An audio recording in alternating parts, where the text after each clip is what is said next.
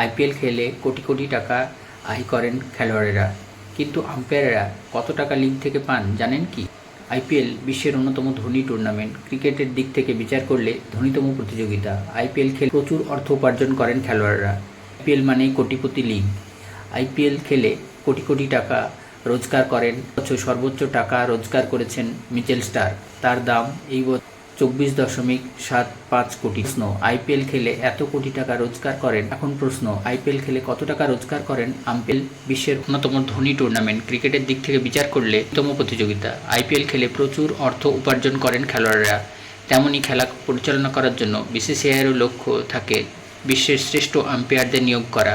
এক ঝাঁক দেশি ও বিদেশি আম্পায়াররা এই টুর্নামেন্ট পরিচালনার আইপিএলে এবার ভারতীয়দের মধ্যে সর্বোচ্চ টাকা পেয়ে আম্পায়ারিং করছেন অনিল চৌধুরী, নিতিন মেনন, KN অনন্ত পদ্মনাভ, বীরেন্দ্র শর্মা, যশবন্ত, নন্দকিশোর গান্ধে, উল্লাস গান্ধে। বিদেশিদের মধ্যে আইপিএলে সর্বোচ্চ রোজগার করছেন ফ্রান্স অ্যাক্সেনফোর্ড, রড টাকা, ক্রিস গ্যাফানে।